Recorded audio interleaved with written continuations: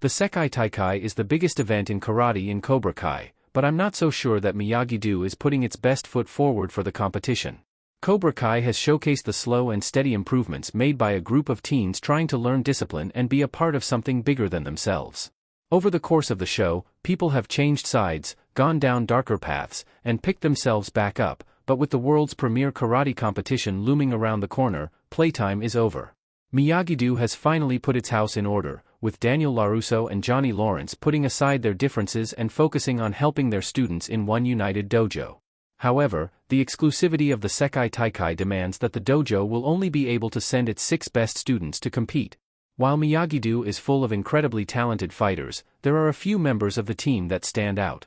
And despite the final lineup consisting of Miguel, Sam, Hawk, Devin, Dimitri and Robbie, I can't help but think there were some better fighters that got left behind. Miguel Diaz. Former All-Valley champ and highly resilient. First, there are several contenders who have fully earned their place at the Sekai Taikai. Among them, Miguel Diaz is one of the top names who rightfully earned a spot to compete.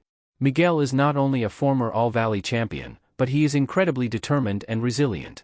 Despite suffering a major injury to his spine that could have left him unable to walk, Miguel pushed through the pain and physiotherapy to not just walk again, but also fight at a competitive level. Miguel has not quite climbed back to the same level that he was performing at before his injury, largely due to his anxiety and stress, but he is a real champion. Miguel is also one of the most talented fighters, proving his skills in various disciplines, and expanding his Cobra Kai karate to incorporate the more defensive Miyagi-Do style. Miguel is a great pick for the Sekai Taikai, and makes perfect sense on the team. Robbie Keane. Multidiscipline expert and a strong leader. On the other hand, there is Robbie Keane, who is the boy responsible for putting Miguel in the hospital in the first place. Despite his colorful past, Robbie has put in the work to be focused and disciplined, and avoid acting without thinking. Robbie has consistently been the most versatile and responsive fighter, with his skills being tested in several different environments both in and out of the dojos. Robbie came runner-up to Miguel, and to Hawk in the All-Valley, but on both occasions, he very narrowly missed the win due to other circumstances and distractions. Robbie has come back to Miyagi-Do, after a brief hiatus with Cobra Kai, and he is one of the few students who has been put to work teaching and training others. If he can maintain his focus, Robbie could win the entire Sekai Taikai tournament, and considering his role as team captain, he needs to set the bar for the rest of his team. Sam LaRusso. A fighter from a young age ready to prove herself. In the lineup as it stands, Sam LaRusso is the only girl in the Miyagi-Do 6 to compete. This somewhat minimizes her position of female team captain, but Sam should not be underestimated. Sam has had the longest relationship with karate of anyone on the team, due to her father's continued training with Mr. Miyagi when she was young. As a result, Sam has always practiced at a high level, but she did suffer setbacks when feuds broke out between Miyagi-Do and Cobra Kai that resulted in her being attacked in her own home. It took Sam some time to get back in the right mindset, but through her determination and positivity, she managed to become an elite fighter.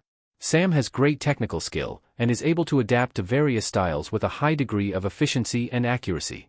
She earned her spot in the 6, but it's a shame other strong female fighters like Devin were cut, despite their incredible skills. Tori Nichols. Tori never gives up, in the dojo or at home. However, Tori Nichols had a spot on the team. Tori has potentially had one of the most difficult journeys in the entire show, as a young girl who has been forced to care for and provide for her ill mother. Tori worked multiple jobs to keep food in the fridge, while also trying to juggle school, boys, and her passion for karate. Karate was the perfect outlet for Tori while training at Cobra Kai, and she grew to be an exceptional fighter who could take on the likes of the incredibly experienced Sam and win. However, Tori also fell in with some less than great leaders. People like John Kreese and Terry Silver saw her potential, and the fire in her belly, but instead of helping her to fan the flames and control it, they pushed her to let the fire engulf her. Tori has a short temper, and when tragedy strikes in Cobra Kai Season 6, Part 1, she makes a rash decision to leave her team in Miyagi-Do behind, and fight as the female team captain with Cobra Kai. Tori would have been a huge asset, but now, she stands as Miyagi-Do's biggest competition.